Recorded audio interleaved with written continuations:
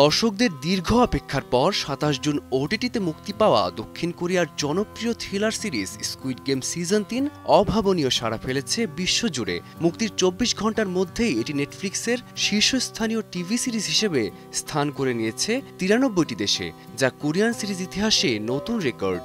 লি জং J ও লি বিয়ং হুন অভিনীত এই সাসপেন্স ড্রিভেন সিরিজটি আগের দুটি সিজনকেই ছাড়িয়ে যায়নি, বরং কে ড্রামা জগতেও তৈরি করেছে নজিরবিহীন দৃষ্টান্ত।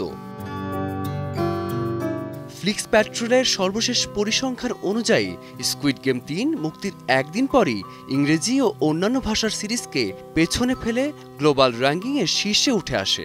২৯ জুনেও সিরিজটি সেই অবস্থান ধরে রাখে, যেখানে সিজন ২ মুক্তির ২৪ ঘন্টার মধ্যে ৮০টি দেশে ১ নম্বরে উঠেছিল, সেখানে সিজন ৩ সেই সংখ্যাকে ছাড়িয়ে ৯৩-এ পৌঁছেছে।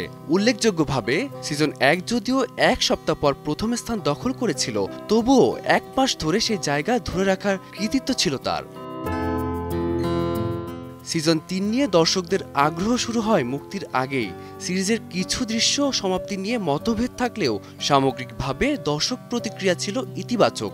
আইএমডিবিতে রেটিংয়ে এটি পেয়েছে ১০-এর মধ্যে ৮ এবং রোটেন টমেটোজে রয়েছে ৮৩% অ্যাপ্রুভাল রেটিং। মুক্তির পরপরই এশিয়া ও অন্যান্য অঞ্চলে সামাজিক মাধ্যমে ছড়িয়ে পড়ে অসংখ্য রিভিউ, আলোচনা ও মিম, যা সিরিজটির জনপ্রিয়তা এবং সাংস্কৃতিক প্রভাবকে প্রমাণ করে। এই বৈশ্বিক সফলতার প্রেক্ষিতে নির্মাতারা স্কুইড গেমের একটি আমেরিকান ভার্সন তৈরির ঘোষণা দিয়েছেন। ধারণা করা হচ্ছে এই রূপান্তর সিরিজটিকে আরও বড় আন্তর্জাতিক পরিসরে নিয়ে যাবে। কোরিয়ান ওটিটি কন্টেন্টের বৈশ্বিক চাহিদা ও প্রভাব বিবেচনায় এটি একটি গুরুত্বপূর্ণ মাইলফলক হিসেবে বিবেচিত হচ্ছে। ফারদিন মাঝার, সময় সংবাদ।